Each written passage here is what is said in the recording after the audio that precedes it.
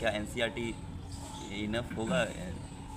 Days remaining है, जो बचे हुए हैं डेज है, तो उसमें बच्चों को अभी से अगर प्रिपरेशन करना है स्टार्ट करें तो भी हो। सेफ स्कोर अगर के बारे में बात करूँ हाँ। तो सेफ स्कोर कितना रहना चाहिए? फैमिली का कैसा था? आपके पेरेंट्स आपके जब वो सुने कि मेरा मतलब जो सन है मेरा वो स्टीफन कॉलेज में जाएगा, तो कैसा मतलब रिएक्शन मैंने कैसा? और स्टीफन मैंने कहा अरे मेरी फर्स्ट प्रेफरेंस मिल गई। मेरे पापा सो रहे थे, मैंने उन्हें उठाया और मैंने कहा कि ये देखो ऐसे ऐसे मिल गया, तो he was very happy and I was. So hello everyone, I am Ujjwal Jha, second undergrad from St. Stephen's College, University of Delhi. तो I have Aryan with me here. तो मैं बात करने वाला हूँ उनसे CUET स्ट्रेटजी और CUET प्रिपरेशन में क्या आपको मतलब मिस्टेक्स नहीं करनी है और कैसे एक बेस्ट स्ट्रेटजी प्लान के साथ आपको एक बेस्ट कॉलेज में जाना है। तो मैं बात करने वाला हूँ इनसे बहुत सारे सब्जेक्ट्स के बारे में, बहुत सारे फिजिक्स, केमिस्ट्री, बायोलॉजी से जो इवन मैथ्स है उनके बारे में। तो कैसे एक अच्छे टीचर, अच्छे गाइडेंस और अच्छे स्ट्रेटजी के साथ वो अच्छे कॉलेज में जाएं। तो Aryan, I would like to tell your friends about yourself. So मेरा नाम आर्यन जैन है और मैं करंटली फिजिक्स ऑनर्स परस्यू कर रहा हूँ from Saint Stephen's college and my CUET score was 483 out of 600 and my simulated rank was all India rank 90। तो जैसे कि बहुत सारे स्टूडेंट्स का ये डाउट रहता है कि फिज़िक्स का स्टार्ट कैसे करें, हाउ टू स्टार्ट फिज़िक्स। जैसे अभी 50 डे मतलब 50 अराउंड डेज बचे हुए CUET में, तो कैसे एक अच्छे स्ट्रेटजी के साथ अच्छे आप क्या गाइडेंस देना चाहेंगे बच्चों को? ये दो चीज़ों पर डिपेंड करता है। पहले अगर बोर्ड्स की काफ़ी अच्छी प्रिपरेशन कर रखी है तो आपको एक बहुत अच्छा एज मिलेगा, आपको बहुत आगे के स्टेज पर रहोगे। तो उस टाइम पे आपको फिर पहले अगर आपने बोर्ड की अच्छे से प्रिपरेशन कर रखी है तो you should start with the deleted topic जो बोर्ड में हट जाते हैं बट CUET में वो स्टिल रिमेन रहते हैं। लाइक उसमें रेडियो एक्टिविटी होता है और एक लास्ट का कम्युनिकेशन सिस्टम्स का चैप्टर होता है, कुछ पार्ट और मॉडर्न फिजिक्स का होता है। So I think you should continue with that. और अगर बोर्ड्स का उतना अच्छा प्रिपरेशन नहीं था तो you should again go through with the course. So that is the best strategy I would से। For the first few days आपको कॉन्सेप्ट पे बहुत ज़्यादा फोकस करना चाहिए एंड कॉन्सेप्ट के लिए आई वुड रिकमेंड कि कोई अच्छी बुक थियोरी की start reading some books rather than some YouTube channel, क्योंकि जब आप ग्रेजुएशन में भी आओगे you are not going to get any YouTube channel as such, तो आपको बुक्स को ही रेफर करना पड़ेगा। तो आई वुड से कि अभी से ही बुक रीडिंग पे ज़्यादा फोकस करना। विच books do you prefer? For reading I would से SL अरोड़ा मैंने यूज़ करा था अपने पूरे क्लास 12 की बोर्ड्स के लिए। SL Arora, right? हाँ, SL अरोड़ा, क्योंकि वो बुक में काफ़ी अच्छी थियोरी भी दे रखी है, डेरिवेशन है और थियोरेटिकल क्वेश्चंस भी जिससे आपका एप्टीट्यूड बिल्ड होता है। तो क्या बच्चे अब 2-3 बार ड्रॉप ले लेते हैं, वो नीट के वजह से हो या JEE की वजह से, तो ये CUET बेस्ट ऑप्शन है उनके लिए, आप इस पर क्या बोलना चाहेंगे? सी अगर तुम्हें एक्चुअली में इंजीनियरिंग में इंटरेस्ट है then you can take one drop for चाहिए, but I would not suggest कि मत लो, क्योंकि आप जब वो 1 साल का ड्रॉप ले रहे हो ना, अपने आपको बंद कर रहे हो, तो आपका एक ओवरऑल डेवलपमेंट जो होता है, not in the studies but overall development, आपको जब आप कॉलेज में आते हो बहुत सी नई चीज़ें सीखते हो, बहुत नए लोगों से मिलते हो, वो 1 साल आपका पीछे हो जाता है। तो आप हमेशा जब रियल लाइफ में जाओगे तो तुम 1 साल हमेशा एक तरीके से पीछे रहोगे in those overall development. CUET is also one option, right? CUET is a very good option, specially अगर आपको रिसर्च वगैरह परस्यू करनी है और आपको अगर ऐसा नहीं कि मेरे को इंजीनियरिंग में इंटरेस्ट है, अगर आपको सब्जेक्ट अच्छा लगता है साइंसेस, ठीक है, तो आप रिसर्च में भी आ सकते हो। इंजीनियरिंग माँ बाप के प्रेशर से कर रहे हो तो आई वुड से इट्स बेटर कि आप रिसर्च कर लो, अपना 1 साल वो बचा लो। बट CUET भी तो बहुत अच्छा ऑप्शन है, आप अगर ड्रॉप ना ले और ये कर ले तो अच्छे अच्छे कॉलेज जहाँ अच्छे अच्छे पैकेज के साथ प्लेसमेंट होते हैं। और CUET के थ्रू जो अपना दिल्ली यूनिवर्सिटी में पढ़ाई होती है उनको, हाँ। JEE के थ्रू आते हैं, तो वहाँ पे भी अच्छे प्लेसमेंट लग जाते हैं। हाँ, वहाँ पे भी है ओवरऑल, इवन तो सीट्स क्लस्टर इनोवेशन सेंटर। हाँ, CIC जो है वहाँ पे काफ़ी एक्चुअली में अच्छा है, लेकिन वो ये सीट्स ओवरऑल थोड़ी कम है। बट येस, अगर आपने अच्छी प्रिपरेशन कर रखी, you are going to get there. So वहाँ पे CUET के से थ्रू जाना अच्छा है, बट वहाँ पे ये आपको ध्यान रखना पड़ेगा कि CIC के अंदर there also take English into account. GT plus GT plus English है। सो आपको उन 2 सब्जेक्ट्स के लिए पढ़ना पड़ेगा, और इंग्लिश और ये जनरली जो होते हैं, जो JEE वाले होते हैं, JEE में they don't study these subjects obviously. हाँ, बिट-सैट के लिए अगर पढ़ रखा है तो बिट-सैट में अगर बिट-सैट की प्रिपरेशन करिए तो यहाँ पर आपको बहुत फ़ायदा मिल जाएगा, क्योंकि वहाँ पे ये दोनों सब्जेक्ट्स को पूछ जाते हैं। What were your domain subjects in CUET 2024? Physics, chemistry, maths and English. English, तो इंग्लिश क्या फिजिक्स के लिए इंग्लिश तो एक्चुअली फिजिक्स Qualifying marks। हाँ, क्वालिफाइंग आपको 60 मार्क्स चाहिए होते हैं, विच इज़ 30% आउट ऑफ 200। मतलब मेरे टाइम पे 200 था, तो अभी ऑब्वियसली थोड़ा क्राइटेरिया चेंज हो गया होगा। It is I guess 30% only of 250 then. अभी भी वही है, लेकिन मैथ्स के लिए वो इंग्लिश चाहिए। हाँ, तो अगर आपको मैथ्स ऑनर्स परस्यू करना, which is also again a very good course, तो यू शुड नो इंग्लिश। मैंने अपनी पर्सनली क्या करा था, मेरे को पता नहीं था कि इंग्लिश के लिए ये वाला क्वालिफाइंग क्राइटेरिया है, तो मैंने कहने को इवन तो मैं तब भी इंग्लिश के लिए तब भी नहीं पढ़ रहा था, बट फिर मैंने आखिरी के 10-15 दिन में सोचा कि ये पढ़ लूँ। How much score did you get? मेरा हाईएस्ट इंग्लिश में ही था 188 out of 200, 188 out of 200 in English, क्योंकि मैंने अनसीन पैसेजेस में काफ़ी अच्छी तो कमांड बच्चों आप स्टूडेंट को क्या बताना चाहेंगे कि इंग्लिश पर ध्यान दे ज़्यादा कि मैथ्स फिजिक्स करना चाहिए, मैथ्स पढ़ दे जो फिजिक्स करने आ रहे हैं? I would say you should focus on English. I would tell you why, because जब आप यहाँ आओगे ना, स्पेशली अगर आपको स्टीफेंस में आना है, then you should focus on English, because जब यहाँ पे आप आओगे ऐसा नहीं होगा ग्रोथ के लिए, राइट? ग्रोथ के लिए होगा, बट अगर आप यहाँ पे आओगे ना तो ऐसा नहीं होगा कि सारे स्टूडेंट्स इंग्लिश बोलेंगे। ऑफकोर्स जनरल कैटेगरी के लोग होंगे जो हिंदी भी बोलेंगे, बट प्रोफेसर्स को क्या होता है, यहाँ पे क्रिश्चियन स्टूडेंट्स रहते हैं जो साउथ से आते हैं, ईस्ट से आते हैं, दे डोंट नो हिंदी, उनको इंग्लिश ही आती है, उनको इंग्लिश आती है, तो professors have to teach in English, and they obviously Stephen's की लेगेसी रही है that they teach in English. तो आपको इंग्लिश अगर बोलनी नहीं भी आती उतनी अच्छी, then you should at least understand कि इंग्लिश क्या है, और उसके लिए तुम्हें रीड करना, ग्रामर की थोड़ी बहुत सेंस होनी चाहिए। आपके पेरेंट्स आपके जब वो सुने कि मेरा मतलब जो सन है मेरा वो स्टीफेंस कॉलेज में जाएगा, तो कैसा मतलब रिएक्शन कैसा था? काफ़ी मतलब अच्छा था। मेरे को याद है कि मैं जब वेट कर रहा था, हम यूट्यूब की वीडियोस देखने लगते हैं कि कट ऑफ आ रही है, क्या आ रही है, क्या कैसे चल रहा है, तो और अगर आप सीट मैट्रिक्स देखोगे कि कितनी सीट्स होती हैं, मेरी रैंक थी 90 और अगर आप देखो जनरल का यहाँ पे टोटल सीट्स 54 हैं और जनरल के लिए इट्स 27 विच इज़ हाफ। सो उस टाइम तो लगा था कि नहीं शायद हंसराज मिलेगा या कि हिंदू मिलेगा, किरोड़ेमल मिलेगा, बट मैंने गॉट स्टीफन, मैंने कहा अरे मेरे को फर्स्ट प्रेफरेंस मिल गई। मेरे पापा सो रहे थे, मैंने उन्हें उठाया और मैंने कहा कि ये देखो ऐसे ऐसे मिल गया, तो he was very happy and I was also very happy. वो फिजिक्स में जैसे कि दो पार्ट है, modern physics and you can say एक तो पार्ट इलेक्ट्रिसिटी ना, इलेक्ट्रिसिटी मैग्नेटिज्म वाला तो पार्ट। किस एरिया पर बच्चों के स्टूडेंट को ज़्यादा फोकस करना चाहिए? कहाँ से क्वेश्चन सीयूटी में ज़्यादा आपको देखने को मिला था? क्वेश्चंस देखो आते ज़्यादा, मैंने देखा थोड़ा रे ऑप्टिक्स, वेव ऑप्टिक्स और मॉडर्न फिजिक्स से ज़्यादा हैं, बट और ऑलमोस्ट इक्वली आते हैं, थोड़े से ज़्यादा रहते हैं, but I would say that portion is still easy. After modern physics वाला पोर्शन जो होता है that is very easy. So I think core जो मैं 4 चैप्टर्स बोलूँगा जिस पे फोकस करना चाहिए, वो 4 और 5 chapters, that would be electricity and magnetism वाला जो पोर्शन है, और आई वुड से ray optics and wave optics वाला पोर्शन है, वो आपको बैचलर्स में भी बहुत काम। क्या एनसीईआरटी इनफ होगा सीयूटी के लिए? देखो सच बोलता हूँ, एनसीईआरटी इज़ नॉट इनफ, मतलब ना बोर्ड्स के लिए भी है ना वो है। आज का लेवल थोड़ा स्टैंडर्ड इंक्रीज हो चुका है, तो एनसीईआरटी इज़ नॉट इनफ। उसमें बहुत सारे मतलब लेंदी वो रहते, लेकिन कोई अच्छा क्वेश्चन देखने को नहीं मिलता। Actually that's correct. The only subject for which I would say कि NCERT sufficient is chemistry. Okay, chemistry में you should thorough and by heart the chapters from chemistry, और जो केमिस्ट्री में सबसे ज़्यादा डिलीटेड पोर्शन भी था, 6 to 7 चैप्टर्स जो डिलीटेड थे बोर्ड्स के अंदर, लेकिन यहाँ पे सीयूटी में पूछे जाते हैं। So you should actually read those chapters और उनको वर्ड बाय वर्ड नोट्स बना के you should by heart them. Chemistry is fully NCERT based, बाकी फिजिक्स एंड मैथ्स के लिए you need other books, you need to consider. तो physics का जैसे कोई क्वेश्चन अगर करना चाहे बच्चों, तो क्या होता है कि बच्चे कॉन्सेप्ट पढ़ लेते हैं और फार्मूला भी नहीं रिवाइज करते हैं और सीधा टैकल इस क्वेश्चन पर आ जाते हैं, तो उनसे क्वेश्चन बनेगा नहीं, क्योंकि नहीं बनता है उससे। तो अब क्या एक क्वेश्चन, एक जैसे फिजिक्स का कोई क्वेश्चन अगर करने बैठे कोई स्टूडेंट जो न्यू हो, तो उनको किस तरह से क्वेश्चन को टैकल करना चाहिए? उनको अब आइए स्टेप बाय स्टेप आप बताएं। स्टेप बाय स्टेप आपको पहले आपको थियोरी और कॉन्सेप्ट क्लियर होना चाहिए। You should know that first of all तुम्हें वो क्लियर होना चाहिए, and then you should step to the जो भी तुम्हें लगता है कि फार्मूलाज इंपॉर्टेंट है उसकी, you should know the derivation. क्योंकि आप फार्मूला एक्चुअली आप फिजिक्स में हो तो आपको जब आप एप्टीट्यूड बिल्ड करते हो तो आपको फार्मूला याद नहीं होगा, but if you have done that derivation twice और थ्राइस कि वो फार्मूला कहाँ से आ रहा है, तो you can in the exam also you can actually derive that. साथ बाय साथ 2-3 स्टेप में you can derive that in your rough sheet, so it is going to be very helpful कि आप डिराइव करना जिसको 2-3 बार सीख लो, और उसके बाद आपको फॉर्मूला धीरे धीरे अपने आप याद हो जाएगा। आप उसे 2-3 बार डिराइव कर लोगे और उसके पीछे की आपको revision is the key, right?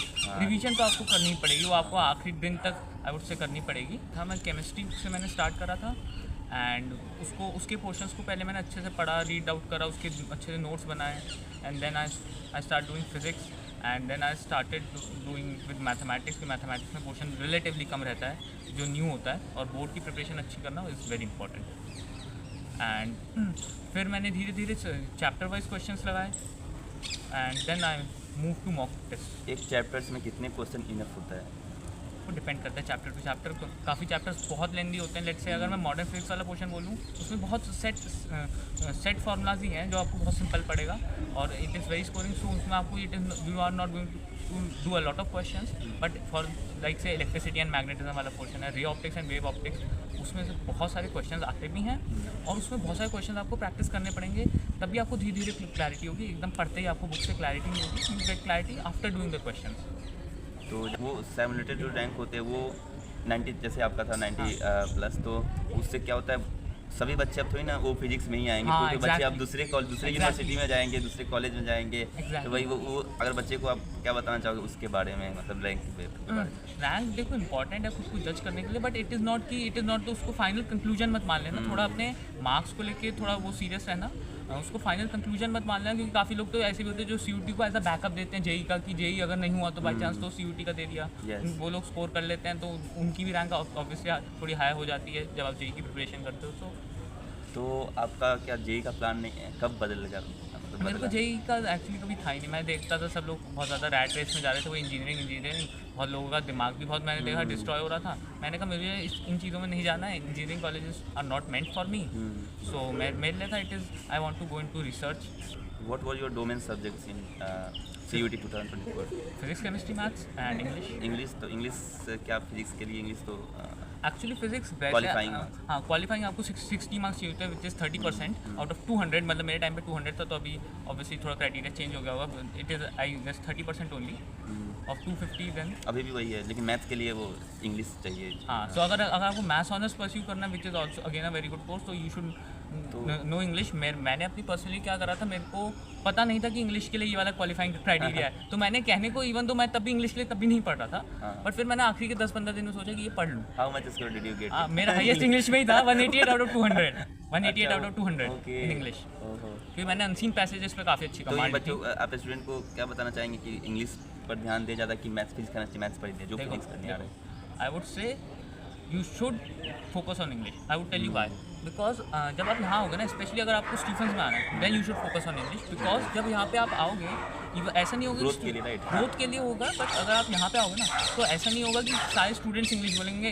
Of course general category के लोग होंगे जो हिंदी भी बोलेंगे, बट प्रोफेसर्स को क्या होता है, यहाँ पे क्रिश्चियन स्टूडेंट्स रहते हैं जो साउथ से आते हैं, ईस्ट से आते हैं, they don't know Hindi, yes, yes, उनको not- इंग्लिश ही आती है, तो professors have to teach in English, and they obviously Stephens की लेगेसी रही है that they teach in English. तो आपको इंग्लिश अगर बोलनी नहीं भी आती उतनी अच्छी, then you should at least understand कि इंग्लिश क्या है, और उसके लिए तुम्हें रीड करना, ग्रामर की थोड़ी बहुत सेंस होनी वर्ड चाहिए, मीनिंग्स। और उसके लिए बुक रीडिंग भी अगर आप करना चालू कर देते हो, जैसे मैंने पहले बोला था, तो आपको इसलिए इंग्लिश पे भी कमांड होनी ज़रूरी है, क्योंकि वरना फिर मैं आई हैव सीन कि मेरे 2 से 3 काफ़ी दोस्त जो थे, मेरे बैचमेट्स थे, they have suffered for their first 2 semesters की because they don't know English. So you should know English and you should study English, but वो ये इतना ज़्यादा उसके मार्क्स को लेकर टेंशन मत लो, थोड़ा बहुत मॉक टेस्ट दो, अनसीन पैसेजेस पे ध्यान दो, it is going to be good enough. कोई आपने कोई बुक्स के साथ कोई यूट्यूब चैनल को भी फॉलो किया था? यूट्यूब चैनल तो देखो बहुत है, मैं अपना ना काम निकालता था यूट्यूब चैनल वालों से। यूट्यूब चैनल्स पे ना क्या होता है, कुछ उनके ऐप्स भी होती हैं, उनके मॉक टेस्ट भी होते हैं, और मैं किसी को फ्री में कोई प्रमोट करूँ क्यों, मेरे को मेरे चार्ज लगते हैं। Yeah, of course. तो ऑब्वियसली जो भी यूट्यूब चैनल्स आपको मिलेंगे, हाँ, जो अपना आगे नाम में CUET लगा रहे हो कोई भी हो, तो वो उनसे उनका वो जो मॉक पेपर्स प्रोवाइड करते थे, मैं वो मॉक पेपर ज़रूर करता था। Right. Mock papers is the key. और ये अब आते हैं केमिस्ट्री पर, केमिस्ट्री का क्या स्ट्रेटजी है? केमिस्ट्री की strategies and CERT enough, more than enough. कोई आपको बहुत ज़्यादा वो नहीं करना। NCERT की बैक एक्सरसाइजेज, NCERT और डिटेल नोट्स, उसके बाद अगर मॉक पेपर लगाते जाओगे, और वो ये PYQs, और हाँ, MCQs, most important is revising. उस केमिस्ट्री में आपने अपने ही खुद के नोट्स एक बारी बनाने हैं, उसको ही कम से कम थोरों के 10-15 बारी घोट के पी जाओ। It is going to be very helpful. मेरा केमिस्ट्री का पेपर 1 घंटे का था, मेरा 10 मिनट के अंदर खत्म हो गया था, जस्ट बिकॉज मैंने नोट्स कर रहे थे बड़े अच्छे से। एंड आई गॉट एक बार और स्टूडेंट को बता। मेरा एक घंटे का केमिस्ट्री का पेपर जो था वो मैं 10 मिनट में खत्म हो गया था। इवन तो मैंने जल्दीबाजी में कुछ ऐसे क्वेश्चंस करे, मेरे को लगा ये मैंने क्या मार्क कर दिया। क्या कुछ गलत नहीं हुआ? थोड़ा 1-2 गलत हुए मेरे, आई थिंक उसमें 188 थे आउट ऑफ 200 केमिस्ट्री में। बट वही अगर आपने नोट्स बहुत अच्छे रिवाइज कर रहे होंगे, तो आपको पता लगे कि आपके 75 to 80% question just theory based, तो आप going to tick them within a matter of second. Physics में स्टेटमेंट बेस्ड कोई सवाल आपको देखने को मिला था, और उसका लेवल क्या था, मतलब आपके टाइम में? फिजिक्स का लेवल मॉडरेट मैं बोलूँगा। सबसे hard was again mathematics, Of course. It was challenging. और इस बार उन्होंने जब हमारे टाइम पे एक्चुअली में जेई के क्वेश्चंस भी डाले थे, तो मैथमेटिक्स में you should get a good command, plus mock test की प्रैक्टिस बहुत इंपॉर्टेंट है इन मैथमेटिक्स। अगर आप ये समझ के चलो टाइम मैनेजमेंट, अगर आप यहाँ पे अपने घर पे 45 मिनट्स में प्रैक्टिस कर ख़त्म कर पाओगे, तब जाके आपका 1 घंटे में ख़त्म होगा। मेरा इसलिए मेरे को भी कुछ जगहों पे था कि मेरा टाइम कम पड़ा था मेरे को मैथमेटिक्स में, इवन तो मैंने काफ़ी मॉक टेस्ट प्रैक्टिस कर। सो मैथमेटिक्स की practice is never less, practice that as much as possible. And physics में जो होते हैं सवाल की लेवल, जैसे मैंने बताया, मॉडरेट टू आई वुड से थोड़ा सा hard, but physics is still manageable. उसमें टाइम की दिक्कत नहीं आएगी, उसमें आपका अगर कॉन्सेप्ट दिक्कत होगा तो आपको दिक्कत आएगी, एंड फार्मूलाज पे आपको बहुत अच्छा। जब मैथ में अगर कोई बच्चा स्टूडेंट पढ़ रहा है तो उसको एक अरेंजमेंट के थ्रू पढ़ना चाहिए क्या? मतलब पहले ये पढ़े, पहले ये पढ़ो, पहले concept wise. I think NCERT की सीक्वेंस इज क्वाइट, जो उन्होंने दी है, that's quite good, quite defined. उसमें अगर आपका जो 12th में अगर I am relation and function है, उसकी आपको काफ़ी अच्छी नॉलेज होनी चाहिए। सेकंड आई वुड से कुछ चीज़ें आप अलग से पढ़ सकते हो जो जेई वालों को काफ़ी अच्छे से पढ़ाया जाता है, लाइक ग्राफ स्केचिंग कैसे करते हो, तो वो सब चीज़ें आपको यहाँ पे भी काम आएगी काफ़ी। मैथ्स में NCERT never NCERT for maths and physics I don't think so कि आपको एटलीस्ट एनसीईआरटी पे आप जो मैं एक दो चैप्टर्स में बोलूँगा, अगर एनसीईआरटी का अगर आपको कोई एक चैप्टर करना है जो मैं कहूँ कि रिकमेंड करूँगा, 2 चैप्टर्स इनफैक्ट रिकमेंड करूँगा। एक is application of derivatives which is chapter 6, and the second one is integrals क्योंकि उसमें बहुत एक्सरसाइजेज हैं और बहुत सारे क्वेश्चन और डायरेक्ट क्वेश्चन आएंगे सीयूटी में इंटीग्रल से, क्योंकि बहुत सारी एक्सरसाइज हैं, बच्चे स्किप कर देते हैं।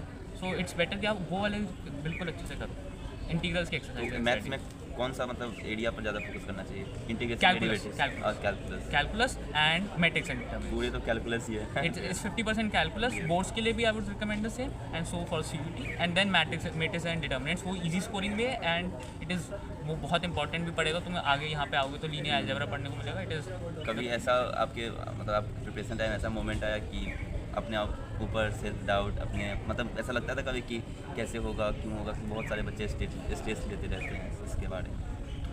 थोड़ा स्ट्रेस आता है इंसान को, थोड़ा बहुत आएगा, लेकिन एक टाइम के बाद मेरे को जब खास करके मेरे को ये था ना कि बोर्ड्स का रिजल्ट आ गया था, तो मेरे को पता था कि अगर मैं बोर्ड्स में काफ़ी अच्छे ठीक आ गया, बोर्ड्स में कितना? बोर्ड्स में थे मैं 95% है। सो मैं था कि मेरे को था कि बोर्ड्स में अच्छा आ गया तो मैं यहाँ पे भी बहुत अच्छा फोड़ लूँगा। मैं आई थिंक 2-4 दिन पहले ही बोर्ड्स का रिजल्ट आया था, कुछ 12 या 13 मार्च को, एंड सीयूटी का पेपर वॉज 15 और 16 मार्च आई सपोज। तो मैं बहुत कॉन्फिडेंट हो गया था कि मैं काफ़ी अच्छा स्कोर कर लूँगा। जब मैंने बोर्ड्स के लिए था, बोर्ड्स से तो ज़्यादा ही पढ़ाई करी है, ज़्यादा ही रिवीजन हो गई है विद 50 डेज में, और प्लस अगर आप 8 to 10 आवर्स डेली दे रहे हो ना, इट्स क्वाइट गुड। अभी जैसे अभी 12th का एग्ज़ाम होने वाला है या होगा बच्चों का, तो उस टाइम में 12th के बोर्ड के साथ सीयूटी का प्रिपरेशन करें या अभी 12th पर ही ध्यान दें बच्चे? 12th की प्रिपरेशन पे ध्यान दो, इट्स वेरी गुड। और खास करके अगर आपका कभी टाई ब्रेकर में मोस्टली नहीं पढ़ना पड़ता, बट अगर टाई ब्रेकर हुआ तो वहाँ पे 12th बोर्ड की परसेंटेज मैटर करेगी। तो आई थिंक अगर आप इसके लिए भी 12th के लिए प्रिपेयर करो ना, you are going to be very good at CUET, तो 12th के लिए इसमें फोकस करो, दैट्स माय। अभी से 50 डेज रिमेनिंग है जो बचे हुए हैं डेज है, तो उसमें बच्चों को अभी से अगर प्रिपरेशन करना स्टार्ट करें तो भी हो सकता है। मतलब पॉइंट नहीं है, क्योंकि मैंने बताया ना at the end of the day वो 12th के सिलेबस से अलाइन तो कर ही रहा है ना, और उसके बाद जो आपको है एक डिवीजन कर सकते हो कि मेरे को 10 से 15 दिन के अंदर जो मेरा रिमेनिंग पोर्शन है जो सीयूटी में आएगा लेकिन बोर्ड्स में नहीं था, उसको निपटा दो, एंड उसके बाद बाकी 4-5 दिन तक बोर्ड्स का ही रिवाइज करो, एंड उसके बाद से फिर अपने क्वेश्चंस और मॉक प्रैक्टिस पे आ जाओ। 50% टाइम आपको मॉक क्वेश्चंस और मॉक पेपर्स प्रैक्टिस करना। तो आपने कैसे मतलब स्टीफन्स के बारे में आप पहले कभी सोचे थे या पहले कभी आप इसके बारे में जानते थे? आप स्टीफन्स को ही क्यों चुना? स्टीफन्स को मैंने चूज़ करने की जो खास रीज़न था वो ये था, one of my friends from the school, she went to Purdue University, हाँ, इंजीनियरिंग काफ़ी फेमस है। So and when I was checking the website of the Stephens, first of all मेरे को स्टीफन्स की वेबसाइट का इंटरफेस काफ़ी अच्छा लगा था उस टाइम पर, क्योंकि बाकी कॉलेजेस के इंटरफेस मुझे नहीं पसंद थे। तो मैंने जब मेन बिल्डिंग, उसके बाद आप ऑप्शंस पे क्लिक करके यहाँ पे इन्होंने अपने फैकल्टीज़ को बहुत अच्छे से दिखा रखी है कि फैकल्टीज़ की प्रोफाइल वो क्या क्या करते हैं। तो when I saw the profile of the faculties, तो one of the our senior most teacher doctor Kumar, he is also from Purdue, उन्होंने अपनी PhD पर्ड्यू से करी थी। तो वो चीज़ मेरे को थोड़ी फैसिनेट करी, आई डोंट नो उस टाइम पे क्यों, बट हाँ फैसिनेट करी काफ़ी, और मैंने उस समय सोचा कि मैं स्टीफन्स ही प्रेफर करूँगा, और फिर धीरे धीरे और भी चीज़ें रिसर्च करी। आई थिंक स्टीफन्स मेरे को काफ़ी अच्छा चॉइस लगा। प्लस अगर आपको यहाँ पे चाहिए कि काफ़ी ग्रीन और एस्थेटिक वाइब्स हैं, प्लस यहाँ पे आपको सबसे बड़ी बात जो मिलेगी, जो मैं कहना चाह रहा था कि यहाँ पर आपको बहुत पीसफुल एनवायरनमेंट मिलता है। अगर आपको Only one college। Only one college जहाँ पे आपको इलेक्शन वगैरह नहीं मिलते, यहाँ पे काफ़ी पीसफुल एनवायरनमेंट है। इफ़ यू अगर आपको शोर शराबा चाहिए तो आई वोंट से कि आप यहाँ पे आओ, बट आपको अगर पीसफुल कॉलेज चाहिए और आपको चाहिए कि मेरे को ज़्यादा शोर शराबा पसंद नहीं है अपनी लाइफ में है, तो आई वुड से कि Stephen is the best choice. तो सेफ स्कोर कितना रहना चाहिए आने के? सेफेस्ट स्कोर अभी जैसे 750 का हो गया, हमारे टाइम पे इट वॉज 600, तो आई वुड से कि 620 के अबव अगर आपके 750 से आ रहे हैं तो you are going to get Stephen लिन आई गेस। फर्स्ट राउंड में ही? फर्स्ट राउंड में तो नहीं, सेकंड राउंड तक आपको 620 टू 640 की रेंज में मिल जाएगा। उससे 640 से भी थोड़ा ऊपर चलेगा तो फर्स्ट राउंड में you are definitely going to get it.